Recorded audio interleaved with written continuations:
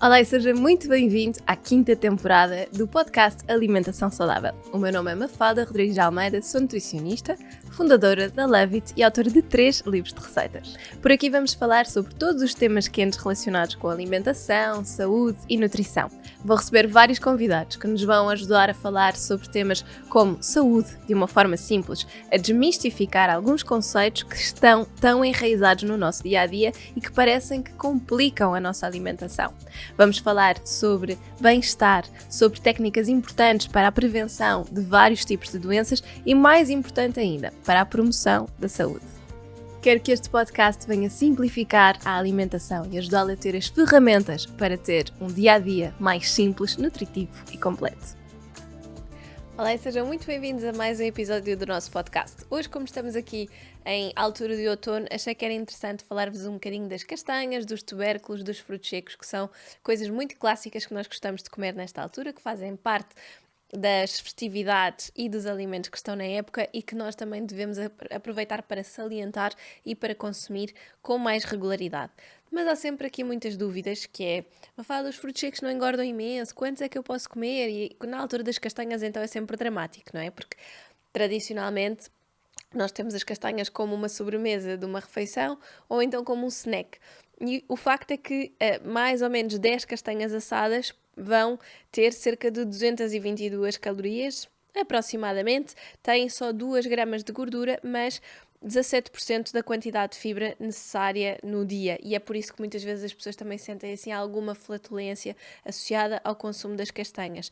Então, acho que é importante nós percebermos, por exemplo, comparando com a batata, que se calhar tem à volta de 100 calorias por 100 gramas, 222 por 100 acaba por ser uma quantidade bastante mais elevada, ok? Então, nós percebemos que as castanhas se calhar podem entrar mais como um acompanhamento da refeição e se calhar não tanto como uma sobremesa ou um snack. Se vocês estiverem a tentar fazer uma alimentação um bocadinho mais cuidada ou até tentar, por exemplo, perder algum peso aqui após esta época das férias, aquilo que eu sugiro normalmente é olharmos para as castanhas como acompanhamento, o que significa que, por exemplo, se eu fizer um almoço que foi um peixe assado no forno e o peixe iria acompanhar com batatas e legumes e eu iria comer as castanhas assadas como sobremesa, então, se calhar, se eu estou a tentar ter algum cuidado e perder algum peso, eu sei que tenho que tentar ter esta gestão de alimentos um bocadinho mais cuidada. Vou, se calhar, acompanhar o peixe só com os legumes e vou adicionar as castanhas a mesma como sobremesa. Só que, tirando a batata, já me dá um bocadinho mais de margem para eu adicionar as castanhas, ok? Isto é um primeiro passo. Depois é controlar as quantidades. Se nós formos comprar as castanhas assadas e pedirmos meia dúzia ou uma dúzia, aquela quantidade está controlada. Às vezes em casa podemos ser um bocadinho mais generosos, ainda por cima se elas estiverem mais golosas, e portanto de facto temos que ter estes parâmetros em atenção. Acho que se de facto estivermos a tentar equilibrar ou mesmo perder alguma massa gorda ou peso, temos que ter esta gestão bem definida na nossa cabeça. Claro que vão haver, como em tudo, pelo menos esta é a minha abordagem, quando nós estamos num processo de perda de peso, há sempre um dia que pode ter uma refeição um bocadinho mais livre, e essa poderia ser o dia de fazer assim uma refeição mais de São Martinho, em que comemos tudo aquilo que tínhamos direito e ainda terminávamos com umas castanhas e uma jerupinha. Não tem mal nenhum, não é? Mas para quem quer fazer um consumo mais regular, para quem adora castanhas e sabe que nós vamos ter ali se calhar um mês para as consumir, esta pode ser uma boa solução, fazer assim um equilíbrio um bocadinho melhor. Mas tanto cozidas como assadas, elas vão ser boas opções. No entanto, quando elas são cozidas, elas têm uma digestão um bocadinho mais fácil.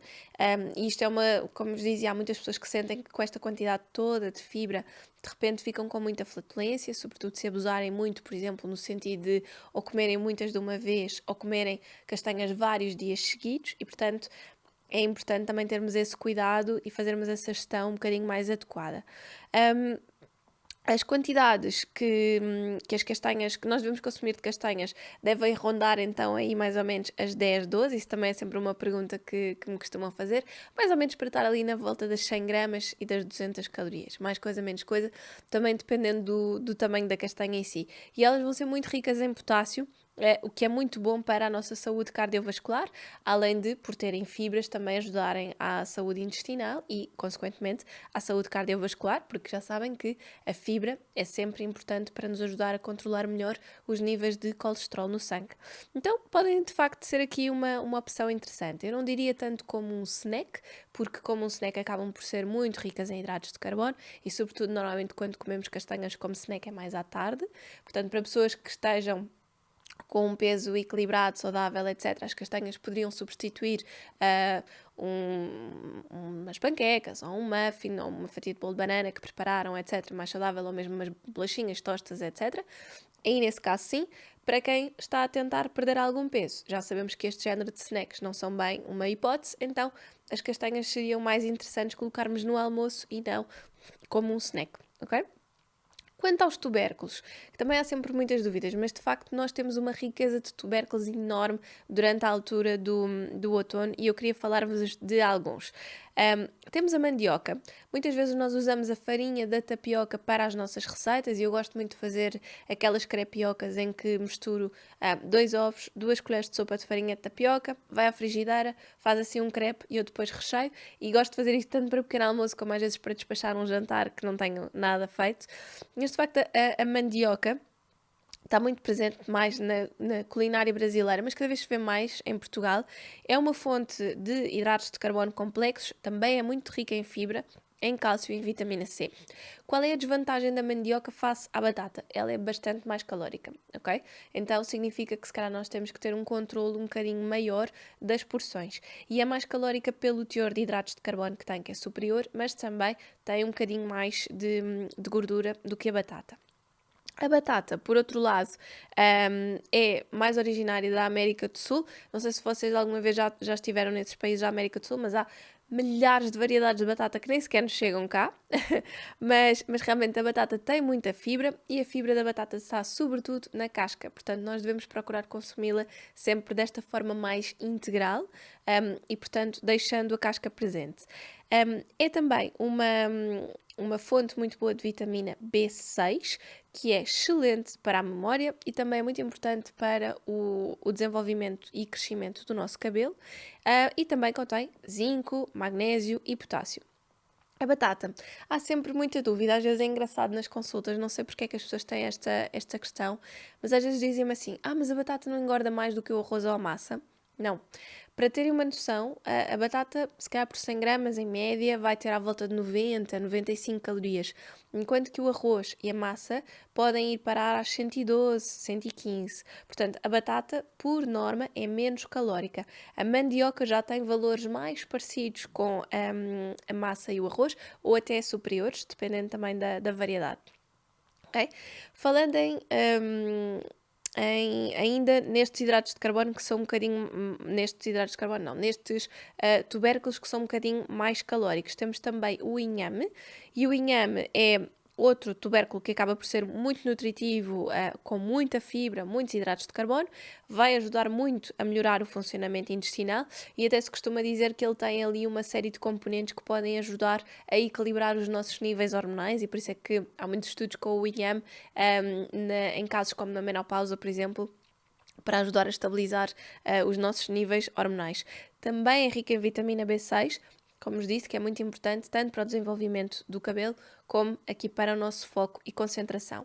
E estes são assim os tubérculos um bocadinho mais calóricos, que se assemelham todos mais à batata, portanto mandioca, batata e o inhame, estão assim todos mais dentro da categoria daquilo que são mais fontes de hidratos de carbono, não é?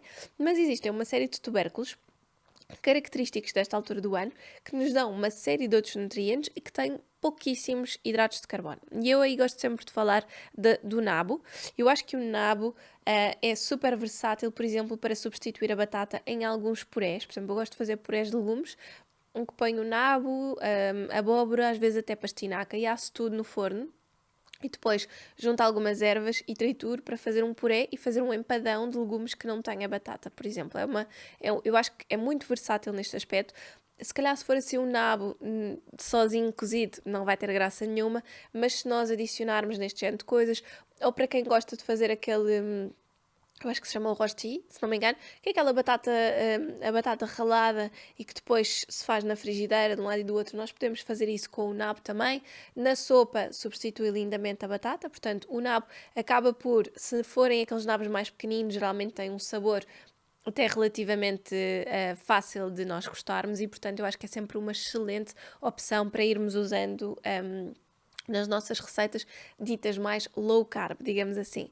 Temos a pastinaca também. A pastinaca é um dos tubérculos que eu acho que é mais engraçado porque é muito sazonal mesmo, nós não conseguimos comprar uma pastinaca no verão, é muito raro. E a pastinaca tem aquela aparência, parece uma cenoura maior, branca, e acaba por ter um sabor muito semelhante também ao da cenoura, assim mais adocicado. De facto, em termos de calorias e em termos de hidratos de carbono, é um bocadinho mais calórica do que a cenoura, mas é também um daqueles tubérculos que eu classifico como uma boa opção para nós juntarmos aqui a estes purés de legumes, a receitas mais low carb, etc. Quando tentamos, por exemplo, no jantar, já ter uma carga de hidratos de carbono menor, menos calórica e, portanto, mais na base das fibras e da categoria dos legumes. Então a pastinaca eu acho que encaixa aqui muito bem, fica deliciosa assada e para acompanhar pratos de carne ou peixe eu acho que é sempre uma coisa muito boa. Geralmente em minha casa nós fazemos muitas vezes assim a batata doce, a abóbora, a pastinaca, às vezes até cenoura e beterraba, tudo misturado, vai ao forno com alecrim, uns dentes de alho e fica delicioso para acompanhar qualquer prato assado, seja de carne ou de peixe. Portanto, acho que é sempre assim uma boa dica de quando queremos ter um prato que, na verdade, tem muita fibra, tem muita variedade de nutrientes, é quentinho, é reconfortante e pode, na mesma, ter um teor de hidratos de carbono mais baixo. E aí era interessante, para se quiséssemos juntar as castanhinhas no fim, já dava. Já tínhamos ali um equilíbrio maior. Temos ainda a cenoura, como eu vos estava a dizer, também é outro tubérculo que eu acho que é muito interessante. Eu acho que nós em Portugal temos muito pouca tradição de incluir a cenoura nos nossos pratos mesmo, a não ser assim cozida para acompanhar um peixe, e que é uma pena, porque a cenoura é muito versátil e existem montes de receitas que nós podemos fazer. Acho que cenoura é aquele género de legume que nunca falta em minha casa. Acho que é o ano inteiro, seja para colocar nas sopas, seja porque eu gosto muito de colocar no dia-a-dia nas receitas normais. Ou seja, se eu fizer um refogado, se vocês me acompanham nas redes sociais, de certeza que já me viram falar disto algumas vezes, que é, se eu fizer um refogado, normalmente não me limita a pôr cebola e alho. Eu tenho a bimbi, não é? Coloco cebola, alho e coloco praticamente sempre cenoura, e às vezes também coloco um bocadinho de courgette. Trituro tudo e depois é que junto o azeite e vou refogar. Ou seja, nós logo ali naquela base, se tivermos uma família que é um bocadinho mais difícil do paladar, ou até nós próprios, não é? Porque eu tenho muitas pessoas em consulta que às vezes dizem que não são assim muito amigas dos legumes, é uma coisa que gostavam de melhorar, mas se pensarem, só ali, naquele refogado, naquela mistura, com uma textura muito picadinha, nós conseguimos aumentar bastante o teor de fibras. Estamos a adicionar legumes que se calhar depois ficam bastante disfarçados. Imaginem, se isto fosse uma base para depois fazer uma bolonhesa, juntávamos a polpa de tomate e a carne, ninguém repara que estão ali vegetais à mistura. E é uma forma super simples de nós juntarmos estes nutrientes sem ninguém notar. Ou seja, acho que é sempre uma boa dica de vocês pensarem, ok, como é que eu posso enriquecer a minha alimentação em termos de legumes? Eu gostava de tornar a minha alimentação mais diversificada, mas eu não sei como, porque eu não adoro brócolis ou porque não sei o quê. Normalmente eu nunca vou para aí. Eu penso sempre, como é que eu posso incorporar estes legumes na minha alimentação ou na minha receita base? Portanto, eu tento sempre que a carne, o peixe ou mesmo as receitas vegetarianas que faço tenham sempre uma carga grande de legumes. E depois, à parte, ainda vou fazer os legumes para acompanhar. Portanto, estão a ver, gasta-se muita cenoura lá em casa. Também gosto muito de cortar assim em palitinhos muito fininha e o alho francês em rodelas e depois saltear, por exemplo, com um bocadinho de molho de soja e sésamo. Eu acho que fica delicioso. Portanto, há assim muitas formas de nós acabarmos por juntar a cenoura que são mais saborosas e que nos dão alguma riqueza. Porque, imaginem, esta mistura com o sésamo e o alho francês eu poderia usar para simplesmente para acompanhar um prato ou poderia juntar uns noodles e um frango cortado em tirinhas e fazia assim uma coisa a género pad thai. Portanto, dá para sermos de facto muito versáteis e tornarmos a nossa alimentação mais rica nos legumes se formos mais criativos. E eu acho que a criatividade, quando não vos é inata, não há nada como pesquisar. Mesmo para mim, que adoro cozinhar e que normalmente sinto que sou até criativa neste desenvolvimento das receitas, é importante inspirar-me, é importante ver livros de receitas, outras páginas de Instagram de pessoas que sejam da área de cozinha e que normalmente são as mais criativas de todas neste aspecto e que dão sempre assim dicas básicas, pequeninas, mas que vão fazer toda a diferença, ok? Portanto, acho que isto é uma excelente forma de incluirmos mais cenoura. E depois ainda temos a beterraba, que é assim considerada quase uma relação de amor-ódio para muitas pessoas, não é? Coitadinha da beterraba, mas a verdade é que a beterraba pode-nos trazer aqui nutrientes muito interessantes, é muito pouco calórica, pode-nos trazer vitamina A, B6, a vitamina C, muito ferro, magnésio e potássio, e ferro nas minhas consultas acho que é das coisas que anda sempre mais em baixo, além da vitamina D. Não se esqueçam, estamos a chegar à altura do ano em que a vitamina D começa a entrar em déficit. Não se esqueçam de fazer análises e, eventualmente, se necessário, começarem a suplementar, agora a partir de outubro, novembro, mais ou menos. E, de facto, a beterraba é uma das coisas que eu acho que nós temos que aprender a consumir. Eu o que recomendo sempre é fazer com que a beterraba tenha um acompanhamento de um alimento ácido, porque o ácido vai equilibrar muito aquele paladar que ela tem meia terra, não é?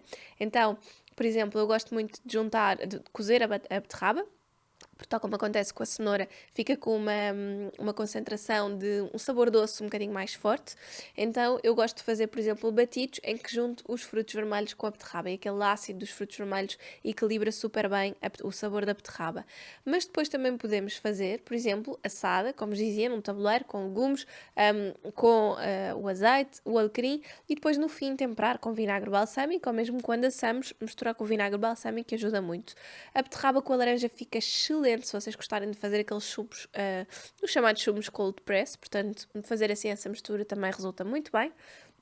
Ou então, simplesmente fazer a beterraba assada com a laranja. A laranja até pode ir um bocadinho ao forno só para ganhar ali um sabor meio caramelizado e depois juntar as duas coisas e fica incrível. Eu gosto imenso também de combinar com sabores que possam ser ligeiramente mais amargos. Por exemplo, eu faço muitas vezes hambúrgueres de feijão preto ou feijão encarnado com beterraba já cozida e trituro aquilo tudo, não é? Depois formo os pastéis e acho que fica delicioso. Portanto, há aqui de facto muitas hipóteses que vocês podem dar à beterraba para que ela possa ser incluída com mais regularidade nas vossas refeições, de forma a que vos faça obviamente sentido e também de forma a que seja apetitosa e golosa para as vossas receitas do dia a dia.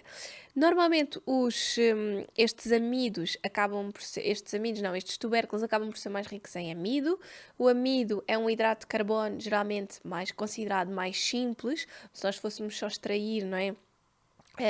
Acabava por ter uma absorção muito mais rápida, aquilo que se chama o índice glicémico também mais elevado, e isso acontece, por exemplo, com a farinha de tapioca, com a farinha maisena, por exemplo, que é amido de milho. Ou seja, se fosse só o amido, se fosse só essas farinhas, tinha um índice glicémico muito mais elevado. No alimento inteiro, portanto, tanto na beterraba, como na cenoura, como na batata doce, nós temos esse amido, mas temos também fibras, que, por exemplo, no caso da mandioca ou no caso da batata branca, não temos tanta fibra. E, portanto, fazer uma gestão destes tubérculos e encontrar aqui um ponto de variedade e consumir vários destes, uns com mais fibra, outros com menos fibra, eventualmente até na mesma refeição, ajuda a equilibrar um bocadinho a carga glicémica daquela refeição, portanto, a fazer com que toda a composição da refeição em si acaba por se tornar mais saudável. Não há um pico de insulina tão grande, portanto, nós vamos acabar por nos sentir também mais estáveis e mais saciados ao longo do tempo, e isso acaba por ser, de facto, muito benéfico para a nossa sensação de saciedade.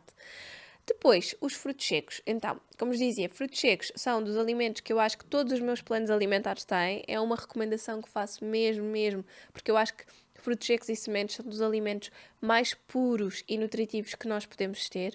Dão-nos fibras, dão-nos ácidos gordos ômega 3, têm um efeito anti-inflamatório, são saciantes, ajudam a combater o colesterol, ajudam a melhorar a nossa saúde mental, ajudam a melhorar uma série de coisas. E, portanto, acho que é muito interessante nós termos. Agora, claro, é preciso escolher. Cajus, amendoins e pistácios são assim os menos interessantes do ponto de vista nutricional, e posso já dizer que para quem tem sensibilidade intestinal são geralmente aqueles que vão causar um bocadinho mais de gases, um bocadinho mais de desconforto. Portanto, se sentirem aqui o intestino constantemente inchado ou com cólicas, já sabem quais é que são os que têm que reduzir. Mas de facto são aqueles que acabam por ter um perfil, um equilíbrio de ácidos gordos ômega 3 e 6 menos interessante. O que nós gostamos mais, em termos nutricionais, ou o que nós devíamos gostar mais, são as amêndoas, as nozes, as avelãs e depois, assim um bocadinho mais longínquas, já sabem que uma pegada ecológica um bocadinho superior, mas as castanhas do Brasil e as nozes macadâmias. O pinhão também é excelente, um bocadinho caro, mas é também um fruto seco que tem um perfil nutricional excelente. E a quantidade para nós consumirmos assim num snack, por exemplo, devia rondar as 30 gramas. 30 gramas, ou se forem manteiga de amêndoa, por exemplo, seria o equivalente a uma colher de sobremesa. Estas 30 gramas dão à volta de 12 amêndoas, 12, 15, depende do tamanho das amêndoas, não é? Portanto, ou 6 nozes inteiras. Portanto, é uma questão também de verem a olho, mais ou menos, vão vendo a quantidade. Não é uma mãozinha, porque uma mãozinha pode variar. Uma mãozinha para mim pode ser diferente de uma mãozinha para vocês. Portanto, é sempre, eu gosto sempre de recomendar a contar a unidade, ou então se tivermos que comprar aqueles pacotinhos, vocês vão reparar, os pacotes têm quase sempre 30 gramas. Se tiverem 40, já são um bocadinho generosos. E estamos a falar de benefícios a nível de fruto seco, natural ou eventualmente torrado. Por exemplo, eu gosto de comprá-los naturais, e torrar porque se eu torrar eu sei quanto tempo é que eles estiveram expostos à temperatura, que temperaturas é que foram usadas, acaba sempre por ser melhor. Claro que o ideal seria consumirmos os frutos secos com pele e naturais, sem estarem torrados. Porquê? Porque essa temperatura também vai fazer com que se possa degenerar um bocadinho aquela gordura e outros nutrientes que tenham, não é? Como em tudo, os alimentos crus são sempre muito mais concentrados do ponto de vista nutricional do que os alimentos que tenham tenham sido sujeitos a algum tipo de temperatura, não é? Então, isto é uma coisa que é sempre muito importante referir. Agora, eu acho que por uma questão de variedade e até para pessoas, por exemplo, como eu, gosto sempre mais de comer as avelãs ou as amêndoas torradas. Eu sei que é uma coisa que me vai dar mais prazer. Então eu prefiro fazer essa concessão, não é? Eu já como tanta variedade de ingredientes que podem ser crus, que ali nos frutos secos eu prefiro torrar. E para quem não se consegue controlar a nível das porções, eu acho que é sempre importante colocar numa caixinha aquela quantidade e levamos connosco só essa quantidade. Se tivermos o pacote no escritório ou no carro ou mesmo em casa, agarramos no pacote e levamos para o sofá, erro. Vai dar a geneira de certeza. Ok? E nada pior também do que estarmos à secretária a trabalhar e a petiscar os frutos secos. Acho que isso também não abona nada a nosso favor em termos da quantidade. Há vários truques, lá está, para que nós consigamos incluí-los no nosso dia-a-dia como um snack, mas consumi-los de uma forma equilibrada. E de facto, quais é que são assim grandes benefícios? Primeiro, ajudam-nos a controlar aqui um bocadinho o peso, por causa da questão de terem bastante fibra e serem muito saciantes, e depois têm uma vantagem que é, têm pouca quantidade de hidratos de carbono mais energéticos, ou seja, eles têm muito mais fibras. Isto permite o quê? Que eu estou a consumir alimentos que tenham um bocadinho de calorias, mas como têm mais fibras e não têm tantos hidratos de carbono, é muito diferente de comer amêndoas ou comer umas bolachas, porque as bolachas só têm hidratos de carbono e energéticos. Eu, se comer as amêndoas, o meu corpo sente-se saciado, sente-se bem, mas pensa assim, peraí, mas eu agora não tenho hidratos de carbono para as minhas funções básicas. Então ele vai ter que ir à massa gorda que nós temos em reserva, buscar esses hidratos de carbono para as suas funções básicas. Enquanto com as amêndoas ele está tranquilo, tem as calorias, tem os hidratos de carbono, não precisa de se esforçar em ir à massa gorda. Então, como estratégia de perda de peso através de perda de massa gorda, os frutos secos são muito mais inteligentes do que comer umas bolachas ou umas tostas que até podem ser menos calóricas, ok?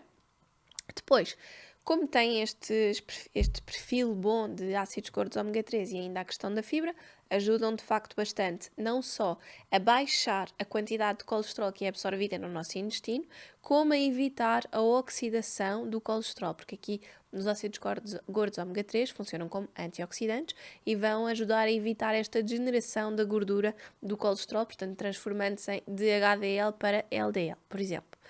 Vão também fortalecer o nosso sistema imunitário por causa dos seus minerais, porque têm muito selênio, muito zinco e, portanto, vão de facto aqui ter um papel muito importante a nível da imunidade. Por causa das suas fibras também ajudam a melhorar o trânsito intestinal e ajudam sobretudo a produzir os ácidos gordos de cadeia média que nós precisamos para lubrificar e nutrir as nossas bactérias da flora intestinal. Portanto, nesse aspecto tem aqui um duplo efeito.